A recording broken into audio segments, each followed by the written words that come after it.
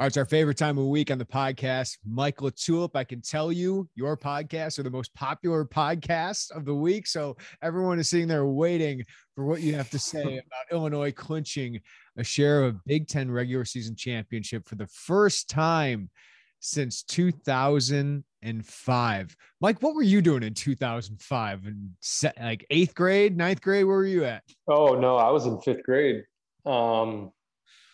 Fourth or fifth grade, we had actually just moved to Naperville, Illinois.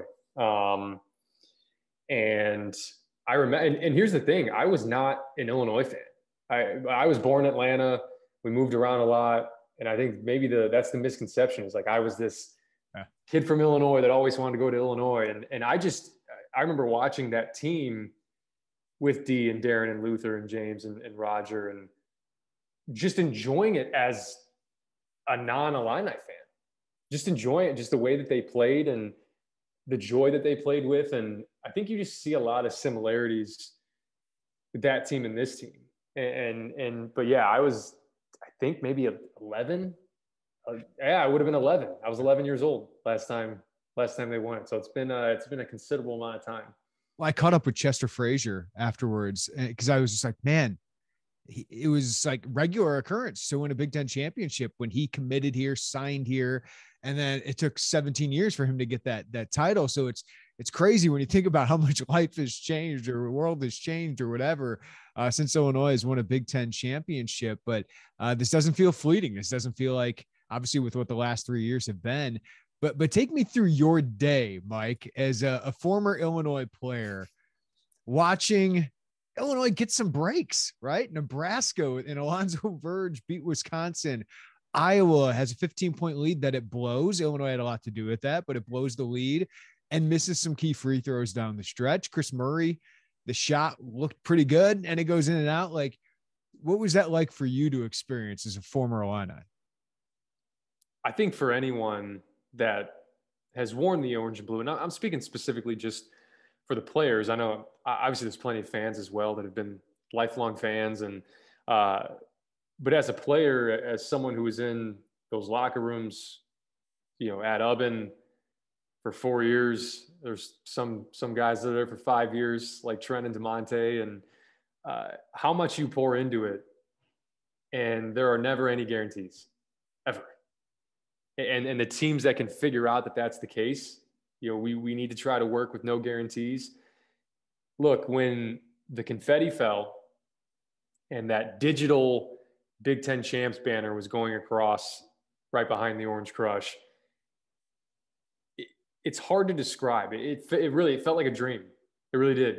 To do it at the State Farm Center, to do it on senior night, honoring guys that have epitomized what this program is about and what they've tried to build. And like I said, to have absolutely nothing guaranteed. When you woke up yesterday morning, there was no guarantee you were going to have a shot at that. And just because Nebraska won, that still doesn't mean that you are guaranteed the win against there's a lot of boxes that have to be checked. And look, I'll transition from feeling that as a player to more of just the feeling yesterday morning, but build the Alonzo Verge statue, right? I mean, you saw the way that Nebraska was trending to where that looked like a tough game. I know you look at the standings, you see last place team, first place team, but an emotional Tuesday night for Wisconsin, you celebrate. I'm assuming you have some beverage, whatever. Like, you celebrate the way that you do. Like college players go out and have a beer, Mike? No. I don't know. I'm not going to speak for the Wisconsin locker room, but you got a lot of beer in Wisconsin, a lot of good beer. Yeah, and I'm sure they might have had a spotted cow or two. I think, but I'll say this: every team, I don't care who you are, whatever title you win, especially in basketball, you need some help. It's just, it doesn't matter. Look at any team that's won a national championship, and rarely is it, just some sort of, I don't know, they just went and did it, or there has to, they did it all on their own. There has to be certain things that happen. I mean, look at Rutgers sitting there last night thinking, oh, we need Illinois to win this for us to get a double bye, so Iowa needs to lose. I mean, you could play that game for everyone across the conference. And then you mentioned Iowa in the second half, the missed free throws. Someone tweeted at me last night and said, Iowa lost that game. Illinois didn't win it. And I think it was an Illinois fan. Can you imagine that being like your reaction after after what just happened, after the last 3 years of finally getting this? We didn't win. We didn't deserve that. Well, that's what I said. My response was, okay, never mind. Get everybody off the court storming, get them off, put the net back on. You need to find ways to win. And Iowa, they missed free throws, sure. But part of that was the pressure that was applied by Illinois. I'm a firm believer. Is Keegan Murray going 1 for 3 if that's a tie game when he gets fouled? I just don't think so. And that's not to say that Keegan Murray isn't clutch but there's just a different type of pressure. We can't all be Kyle Guy stepping up in the national semifinal, making all 3 to send it into overtime. But there is that's all basketball is just applying pressure in certain moments. And it's never, you look at percentages and you can never play the percentages because every game and every situation is different. And I thought that was a story. There was nothing guaranteed yesterday morning. There wasn't. And there still wasn't anything guaranteed after the Nebraska game. And there still wasn't anything guaranteed after the first half. We know that. And they just kept swinging. They absorbed the blows.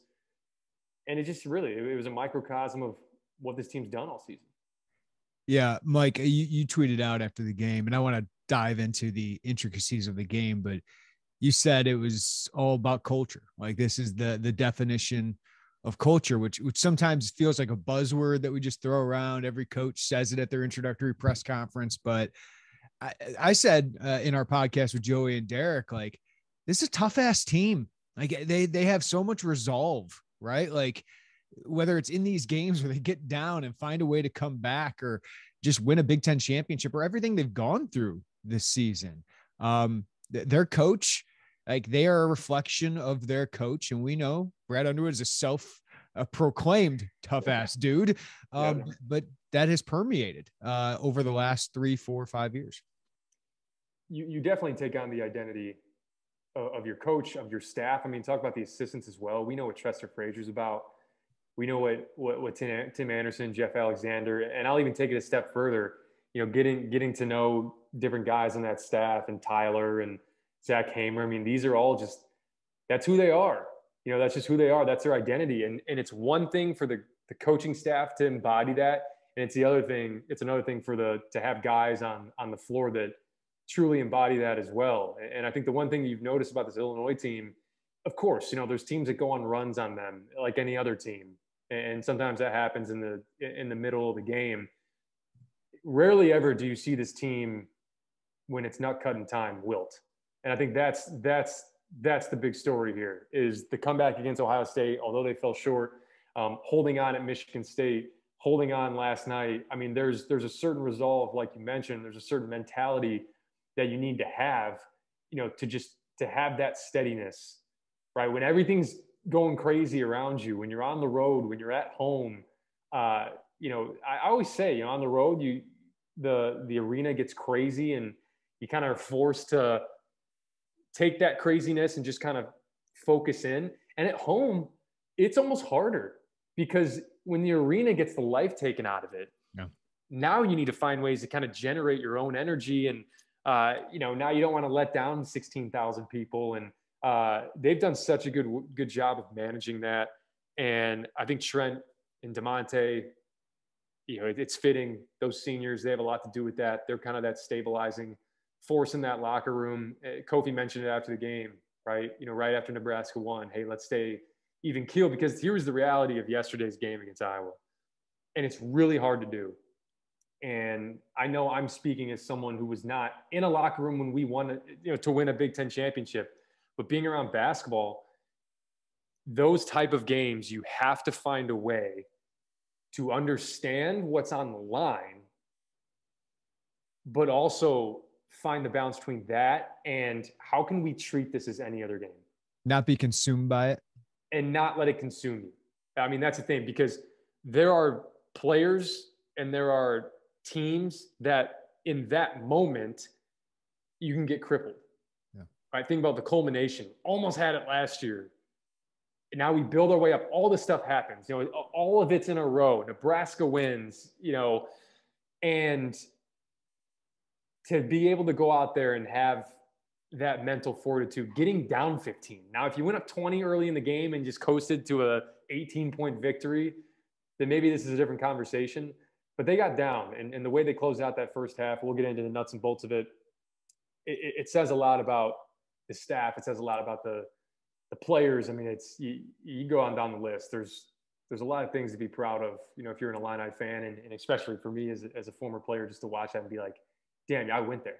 I played there. Yeah. That's awesome. Yeah. It's a chest puffing time a little bit, right? if you're around that program. I asked these to the players, and they didn't go too much into it, but you could tell by the celebration last year in the Big Ten tournament how validating that was after they felt they were wronged, right? But I feel like this one, to me, from the outside, has to feel even more validating, Mike, because everything that was going against you with injuries and illnesses and all of that. And, you know, Wisconsin having this crazy season that they deserve, but also are a little bit fortunate to win all these close games, finally goes against them. You were, you know, a shot away from having a 3-year run unlike any other in Illinois history and not having a Big Ten title to show for it. Like, I know you could sit there and point to that, but now you have this physical manifestation that's going up in the rafters that's going to be there forever. You're going to have 10, 20-year reunions about this team that you wouldn't if you didn't win a Big Ten title. How much validation is this, do you think, for Underwood, those seniors and everybody associated with that program? Look, we've talked at length about how incredible this turnaround has been. And look, every coach has a plan, right? In terms of, I want to come in, I want to turn things around. But the next step, and I touched on it a little bit a couple minutes ago, the next step's having players that not only share that vision, but hold each other accountable to it as well. That's the next step. And Coach Underwood and these seniors, I'll say this, when you win a conference title, there's some serious reverberation there. Some serious reverberation whether that's recruits, and I'll say this, Underwood and these seniors, they didn't need this validation. Yeah. They didn't need it. Like, you know, if it didn't shake out, that doesn't mean that Trent Frazier and DeMonte Williams are less of a player or less of a leader. It doesn't make Brett Underwood less of a coach. Right. But what I'll say is that they may not have needed the validation, but what this reaffirms is that having a solid foundation, having a true culture, and I know it's buzzword city, but and then being able to focus and value those little things every single day, the validation, and it's reaffirming that works. Yeah, that's what it is. And I'll get even more micro with it. Coleman Hawkins, you know, and this goes for recruits. This goes for players that still have eligibility left. He wasn't playing much, and for good reason at the time. You know, it didn't look good. You know, he wasn't confident, but he sticks with it. And I think the other thing, I'll take it a step further. He has a coach that expects a lot out of him and doesn't just throw him to the side. And in the biggest moment, when you have a conference championship on the line, he delivers. And I think because of that backing and the credence that can give a coach when it comes to recruits and younger players, these guys truly seeing it and saying, oh yeah, no, we trust that guy. Oh no, that works. You know, like that goes so far. Like, this coach has our best interest in mind as a team, first and foremost, but for us as players as well. And when you can have a team that buys into that, see what happens. Yeah, we talk about how like IO is such a great tool for recruiting, right? Get to the NBA, right? You're going to develop, you're going to do all those things. And Brad pushed him hard. Kofi's the same way. Like, Kofi can accept that hard coaching and loves it. He actually asked Brad for more of it. But Coleman, who didn't have good body language, didn't perform well midway through the season, Brad kept with him. And now he's seeing the fruits of sticking with it. When some guys, we've talked about this before, Mike, could have become a problem. Like, it could have been a problem for the team. And it turns out a month later, Coleman Hawkins is a key, and we'll talk about it, but a key to winning a Big Ten championship and a huge key for the postseason moving forward.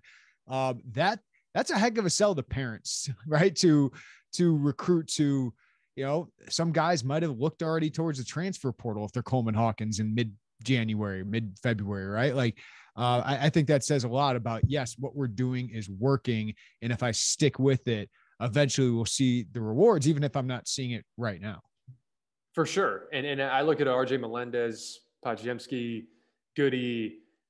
I mean, what this does is just show them, and it's something where they know, hey, I got to keep busting my tail, because it's been proven that if you aren't performing, you're sitting. And that's what ends up kind of propelling your program. You obviously need the players in there, but the competitive aspect of it, hey, I need to perform at a high level to get on the court.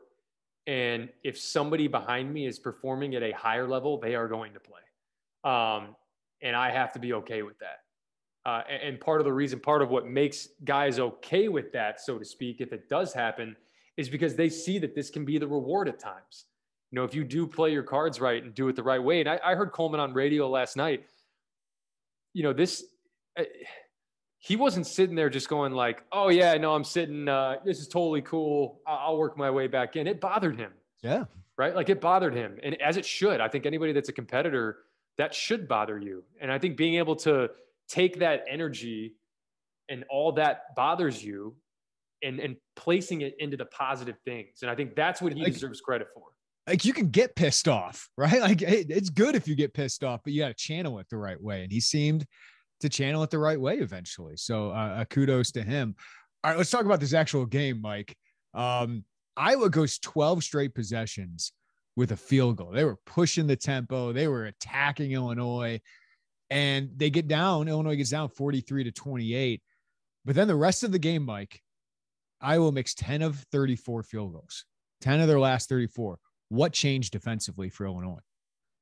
Yeah, there were just some miscues in that first half. And part of it was adjusting to the fact that Kofi Coburn wasn't by the basket. They played different lineups. Even when Rebraca was out there, he was on the perimeter setting screens. They don't post him traditionally. So it's a little bit different for Kofi. So he's getting used to, how do I play these gaps? I'm being on help side. If I'm the low man, am I the one rotating? And it was 19-19. And that's when the avalanche started, right? Keegan Murray gets downhill with his right hand on Coleman Hawkins. RJ Melendez helps uphill. Chris Murray gets a dunk.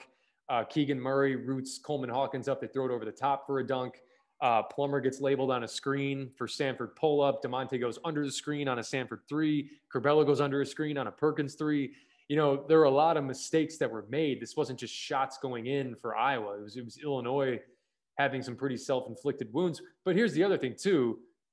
I'm a big believer in law of averages, but you got to help yourself a little bit. The law of averages aren't going to work in your favor if you keep giving up layups and dunks. And that's really what was happening.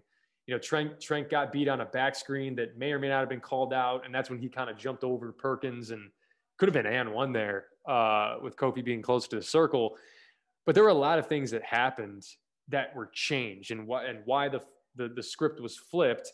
And a couple of those were during those 12 straight possessions of scoring, twice Kofi went for blocks and didn't get them, and there were putbacks twice. One of my least favorite things. and then twice in their run to close out the half, he went over to explode to jump on one, and he didn't. And he immediately went back and blocked out Rebraca. He blocked out Chris Murray. And to me, that ended up being the difference. It was super minuscule, but it wasn't what he did, it's what he didn't do that ended up helping them and saving a few possessions. Because if he goes for that block, Coleman Hawkins was in a position where he would have had two guys to block out, Keegan Murray and Rebraca, and Chris Murray. So those little things, right? And then you start to become a little more disciplined. You start to become a little more solid. And then the other thing too, Jeremy, you start making some shots. Like that's I can get into the defensive miscues and this and that, but there's a different type of feeling for the other team when you are making shots and they don't just feel like the wind's at their back. I mean, that was the difference. I think you put them on their heels at the end of the first half and you close that gap just enough and I said it, like I tweeted it out last night, taking advantage of those non-Murray front court combo minutes that typically come at like the 15, 14-minute mark. That first 5 minutes, if you can shave into that lead, and they did, they took the lead. They were 47-46 before they inserted that lineup. When they inserted that lineup, they went on another like 8-0 run. And if you don't chip into that lead to start the second half and you're still down 7, now that 8-0 run pushes to 15, and I'm not sure you're coming back. I'm not sure you can mount another comeback there. So those 10 minutes, last 5 of the first half, first 5 of the second half, was kind of ended up being the game. Coleman Hawkins, let's give him some more love, because I thought this was his best game in an Illini uniform. 9 points, came up with some big buckets in the second half, the 3, the runner that kind of built Illinois that lead there. But defensively, Mike, 10 rebounds on the defensive side. And our guy, Isaac Trotter, put together the numbers, went back and watched the film. When Coleman was on Keegan Murray, he was 2 of 13 shooting for 6 points. What a defensive performance. We've seen it against Ron Harper this year, early in the year, and then we kind of saw him disappear and maybe not focus as much on that end. But if a light bulb went on with Coleman Hawkins saying like, oh, this is how I make my huge impact. This is how I eventually score more points because I'll be on the floor more. This is how I'm going to make my way to the NBA, is because his defensive potential is through the roof. And how much does he change Illinois if he's playing this way? A lot. He changes them. He changes this team a lot, just from the standpoint of your versatility, both offensively and defensively. We talked about the 5-out lineup that you can play, where you bring him out to the perimeter, opens up driving lanes. But defensively, I think it's defensively more than offensively, because he's capable of emergency switching onto guards and being serviceable. And then what he did on Keegan Murray last night, and it's not about ripping the ball from the guy. It just make it difficult, force tougher shots. And that's really what he did. And it was such a shame. I mentioned the Kofi futile attempts at the blocks. Coleman had a really good possession that forced Keegan Murray into a little left-hand floater that airballed over off the top of the backboard almost. And Kofi jumped up and just like swung his arm to try to block it, and probably wasn't within 7 feet of it. Right. And then Rabaka just gets a layup, and that's when you're like, man, like I wish Coleman would get rewarded for that. But look, the different look he gives defensively, and it's not just blocking shots, it's altering shots. It's the way he's willing to stick his nose in there for defensive rebounds. Kofi's typically, Kofi can hit and get sometimes, but he's wrestling down there with some bigger guys. And, you play in the tournament, and that's Hunter Dickinson, and that's Trace Jackson Davis potentially. And then Iowa again, you're going to need to have a guy like that. And look, there were moments I thought they missed Jacob Grandison last night. I'll say that. But what Coleman Hawkins can offer is just a little bit of a different look, and it gives Illinois a little bit more breathing room to have a little bit more size, have a little more length. And look, for a lot of teams, for as much as Jacob Grandison does for this team, having a guy like Coleman Hawkins that you're like, oh, we have Jacob Grandison out. Who are we going to start? Oh, yeah, it's this guy that goes for like 9 and 11 and makes arguably the biggest impact of anybody in the game. That just it speaks to this depth. And if you don't have a guy like that, who do you turn to last night? I think RJ Melendez and Luke Goody are certainly serviceable, but are they offering the impact in this moment? Maybe down the road they do, but in that moment, in that game, I'm not sure you pull that game out without Coleman Hawkins, period. Agreed. I also don't think, even though it's a roller coaster ride, you don't pull that game out without Andre Curbelo. At one point, I think to end the game, he had a hand in 15 of the last 20 points Illinois scored. And I know that the turnovers drive you mad sometimes, but offensively, he just gives you another weapon. Especially Trent struggled offensively, at least as a scorer last night. And Andre Curbelo gives you 14 points off the bench. Not the most efficient, but gave you some huge buckets and also 6 assists.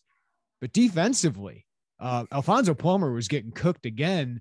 And you bring in Curbelo, and you needed stops late in the game. And Curbelo was huge on that end. I know he gave up the and one, Mike, but I don't know if you're ever going to get the consistency. I don't know if you're ever going to get rid of the maddening plays, but he's just an X factor that he could be the difference in a win here in March. Well, you mentioned the N1, and I'm glad you mentioned it because it was one of the points that I was going to make. I hope people understand how that N1 happened and why that N1 happened. And for anyone that wants to get Andre Curbelo off the floor, the opposing coach wanted him off the floor. If that tells you the value that he has, and when the ball is in his hands, I get it can be a roller coaster, but they designed a 4-high, clear it out, and put Andre Curbelo on an island for the hope of a hand check to get him out of the game. Now, if that was a guy, if he was this player that some Illinois fans describe him as, Fred McCaffrey's probably hoping he stays on the floor. Right. He drew it up to get him off the floor. And that's exactly what happened. But look, I understand the roller coaster. It was bad when he first checked in. It was bad. A couple of forced shots, the underhand, like granny alley-oop that went off the backboard obviously wasn't a good look. But I'll say this, in the second half, he was just about the only guy at one point that I thought looked like he was willing to take a swing. And as much as the turnovers can drive you crazy, I will take a guy any day that wants to take the swing, and he does that. Like, look, sometimes all you need is just that 5-minute bellow spurt. And that's what it was in the second half. Like, he took over that game. He, getting to the basket, getting to the rim, and then the throwback to Coleman for the three. Like, he made a lot of really, really good plays in this game. I thought the charge call was horrible. I know we've been on officials lately. I thought Chris Murray was leaning. That's a really tough call to make. And that's not only a foul, that's a turnover on Andre Curbelo as well. So, look, you mentioned the defense. It's elite, and there were some cheap fouls, but he bothers guards. He bothered those guards. And Alfonso Plummer, I mentioned the 8-0 run that Iowa had. He tries to swim across and lunge at the ball, misses Keegan Murray and one. Okay, he turns his back on his man when the ball is being dribbled by him, kick out Chris Murray, 3. And then he doesn't put a body on Tony Perkins, and that's a putback. And I get it. He also hits a 3 to make it 57-52. But at some point against the number 4 offense in the country, you need stops. Mm-hmm. And you got enough offense, especially when you have guys. I know Trent wasn't on, but you had enough there for the defense to kind of outweigh the offense in terms of what you needed in that moment. And what you need in that moment was a guy like Andre Curbelo who moves his feet arguably better. Like, Trent's really good at the angles. Like, you could argue that Andre moves his feet better than anybody on that team, and gets through screens. Maybe not as good as Trent, but pretty close when he's up to it. And he's been up to it these past couple of games. He's been fantastic, and that's where you see the 22 minutes reflected, is more on that end than the offensive end. And I thought he still packed a pretty good punch there in the second half for the most part offensively. Yeah, I don't marry myself to the plus minus, but it seemed to tell the tale of Curbelo and Plummer the other night. It was +6 for Curbelo, -7 for Plummer. And we know Plummer's is a great piece to have. Like, when you need to spark a run offensively, man, you get that guy the ball, but other teams also attack him. So it's great, again, to have the depth where you can bring in a guy like Curbelo last night when you need stops, and to do that plus get some offense out of him. Those sophomores, Mike, are just complete X factors, right? You pretty much know what you're getting out of Kofi and Trent. I know points can fluctuate. You know what you're getting out of those guys. You know you're getting out of DeMonte, but Hawkins and Curbelo, like, those guys, if they're good, people might want to buy stock in Illinois, right? It's just you don't know what you're going to get every night out of those guys. You don't, and part of that's just the maturation process of, there's no, you can make an argument sophomore year you didn't really know what you're going to get out of Trent, and I get it's in different ways, but I do think that if you can return part of this core of Curbelo, Hawkins, Kofi, maybe, who knows? Like, that's a hell of a starting point there. And then you mentioned the recruits, you mentioned the potential progression of a Pajemski, Goody, Melendez, and then you take a few swings and address some needs in the transfer portal. I think you're going to need to address some shooting. Yeah, there's no question about that. So anyone that's a guy that can shoot it, like Alfonso Plummer, which is, I'm not sure another guy's going to roll around like that, but someone who's a player like that even adds a little bit more defensively. I mean, you see what Plummer's done for himself this year. I mean, I wouldn't be surprised to see him somehow sneak onto an All Big Ten team. Really, like I don't think that's out of the question. So yeah, no, I think those two guys, the sophomores in particular, you saw Coleman Hawkins make a pretty significant jump. And for Goody and Melendez and Pajemski, if you can get something similar to that, you're cooking, man. Yeah. Melendez and Goody both hit big threes. I thought Goody was good on the glass. If Jacob Grandison's out for a little bit, Mike, I mean, he's in a sling. I don't know how long he'll be out. Underwood said day to day, but obviously doesn't look good when that happens. What do you need out of those guys? Is it just a made shot and some energy on the glass? What are you looking for out of those guys to kind of fill some minutes while Coleman and Curbelo kind of play bigger roles? Yeah, look, you don't need much. And when I say you don't need much, I'm not saying they just go out there and be ball movers and pass it around and take a back seat. Play with the amount of confidence that they've been playing with. Absolutely. That's first and foremost. When you're open, step up, knock it down. But the other thing that I'll mention is you got guys in this team. Scoring, that's taken care of for the most part. That's taken care of. Defensively, you got some good defenders on this team. So you can't come in and be a letdown. I thought Melendez took that huge charge in the second half against Keegan Murray, but in the first half, he helped uphill, and there was a Chris Murray dunk. Certain things like that, where you can just continue to hey, let's push the envelope. How consistent can we be? Can we strive for that perfect game? It may not happen, but, the obligatory Goody three in the first half that we tend to get every now and then, just being shot ready like he always is. And, but whatever they offer to this team, if it's not done with confidence, it's not done right. I think that's really the story for these guys is don't care what you're doing as long as you're confident doing it and you're playing hard and you're playing the right way. That should be the three things that you focus on. It might not always show up in the stat sheet, but man, their contributions last night, I thought Goody was solid. He walled off Keegan at one point to force a tough shot. He hit that big three in the first half. Melendez, I just mentioned what he added. That's a big three that he hit too. I mean, I believe it was 61-54 before he hit that one and make it 61-57. That's big, man. It was a great pass from Andre Curbelo too. You're going to need contributions from everybody. And I think that's always the story in March. Mike, I'm kind of reflecting on this week. We came in with Illinois having a chance to be a 5 seed in the Big Ten tournament and play on Thursday. And now they're the 1 seed. And they get a share of the Big Ten title in a year that the other favorites, Purdue, finishes a disappointing 3rd, 13-7.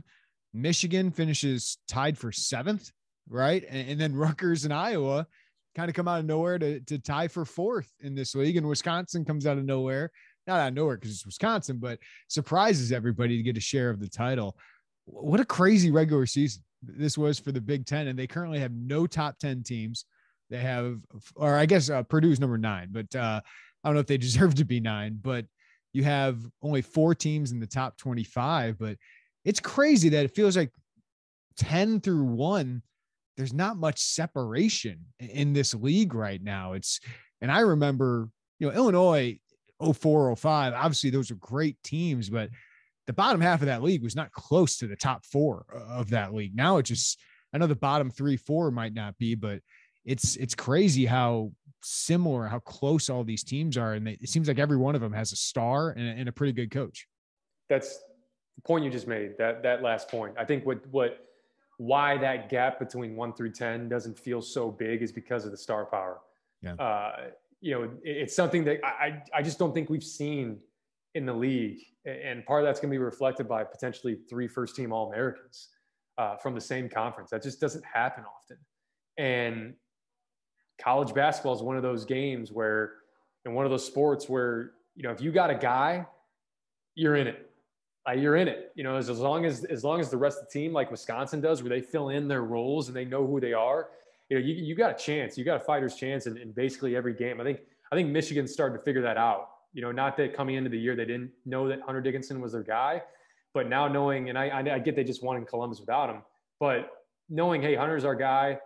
And then Devontae Jones is a little more comfortable in his role. Instead of these freshmen who come in, I'm a top 10 pick, I'm a first rounder, that's kind of subsided into just, hey, this is my role. And that's what makes the team more dangerous. That's what makes that 8-9 matchup. You got Trace Jackson Davis, Hunter Dickinson, even going down, the non-double buys. You got Keegan Murray, and then with the teams that do have a double buy, you have a lot of star power within that as well. So I think that's the reason why you see that parity in a sense. And we always made the joke when we were in the locker room, and I think those guys probably still use it. It's just life in the Big Ten, night in and night out. Yeah, you don't really know what you're going to get. And I think it was pretty much on display yesterday. We're all the way down to the final game in the Big Ten. You didn't know how things were going to shake up. And then now hitting into the Big Ten tournament, you and I were just sharing the Ken Palm analytics. Top two picked, not really picked, but top two percentages to win the final is Purdue and Iowa, the two teams that did not share the Big Ten tournament. So it's going to be a lot of fun I always enjoy this week. I love the NCAA tournament, obviously, but championship week is something that is right up there. And it's going to be interesting, man. I mean, you're going to probably have another Purdue-Wisconsin matchup. Likely. I don't know. I mean, there's a lot of things that can happen, but it's a pretty, I don't want to say favorable. I hate using the word favorable, but for Illinois, I mean, it worked out pretty well for you if you want a chance to go to the championship. Yeah. So I want to ask you about that. Michigan, which I think Illinois, if you're rooting for your resume, you probably want Michigan to win, because if they beat Indiana, they'll probably be in the top 30 of the net, which means that's a quad one victory at home, or definitely on the road and at home. And then Indiana, I mean, they're playing for their NCAA tournament lives. I think you match up really well against Indiana, right? Like, kind of had their number. But what do you think of either one of those matchups on Friday that you'd have in the 1 versus 8 or 9? Yeah, it's a win and maybe get in for Indiana. Michigan, I think I do believe that even if Michigan loses that game, they're in. There's just been so much losing for bubble teams. The bubble's so bad. Oh yeah, there's only a year in and year out. There's maybe 5-6 teams that are right there on that bubble. It's like 2 or 3 this year that really have a chance, or the teams that are out really outside that are like next 4 out. They're going to need a lot to happen, in order for them to sneak in. But look, I think if you're looking at matchups, I just think this Michigan team has a really hard time defending this Illinois team. I actually like that matchup better than Indiana, because I do think Indiana guards, they bog it down. They're a team that wants it in the 50s and 60s. And not to say that Illinois can't play that type of game. They certainly can. And they've shown that they can win those type of games.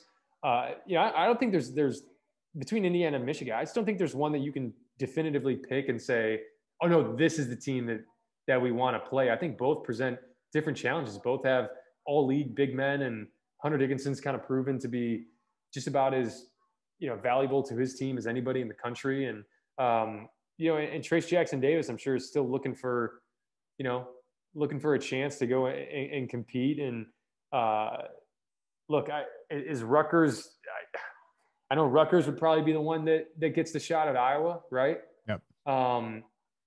That's a bad matchup for Iowa. That's going to be a great game. I can't. I hope Iowa definitely wins on Thursday, because I think that sets up to be a great game. And listen, both those teams can have matchup problems for Illinois, but Rutgers doesn't feel like the same team from a month ago when Illinois went into the rack, and they're not in the rack, which to me seems like it matters a lot.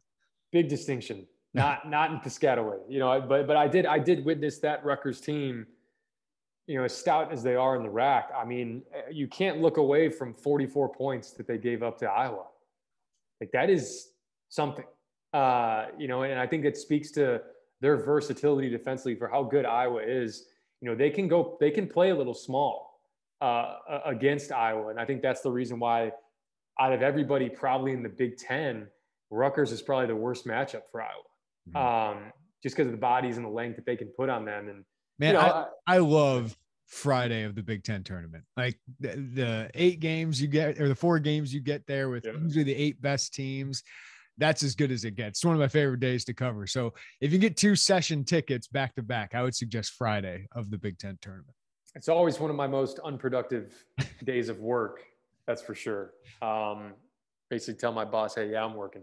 I got the computer in front of me, but I'm tuned into these games that are going on. It's gonna be fun, man. You have Ohio State, Purdue, Wisconsin, Michigan State, or maybe Maryland beats Michigan State because Fats is playing really well towards the end of this year. But it's one of the best days. Obviously last year Illinois came in with a huge chip on its shoulder. What do you want to see, Mike? I mean, obviously you want a Big Ten championship, but what do you want to see out of this team this week? I think you just want to see good basketball. Whether that results in a Big Ten tournament championship, to me is I don't want to use the word irrelevant, but there is something to be said about if you lose you lose a heartbreaker in the semi, then you rest up, you recharge, and you try to go after this Final Four, which I think is like Underwood said, that's the real goal here. Now, it's easier said than done. I know for a fact that's not the mentality in that locker room. They're not here over here saying like, all right, let's bow out in the semis. Because look, it's Iowa, it's potentially Iowa again, it's potentially Rutgers again, and there's something to be said about that. Going and getting another win there, and maybe hopping up to the 2 seed, which that would be maybe if you ran the table, but certainly solidifying yourself as a 3. Yep. And the reason why that's important to solidify yourself as a 3 instead of a 4 is that it takes away a potential Sweet 16 matchup with a 1 seed. Absolutely. Well, Mike, we're going to do a film room of some defensive stuff later in the week, but great stuff as always. And now we get postseason basketball once again. And Big Ten tournament's always fun. One of my favorite events to cover. And then right after that, that's where Illinois, its next checklist item, right? Because you got the Big Ten tournament last year, you get the Big Ten championship. The next thing to exercise is that NCAA tournament. So looking forward to talking about it with you, man. Appreciate it, man. Looking forward to it as well.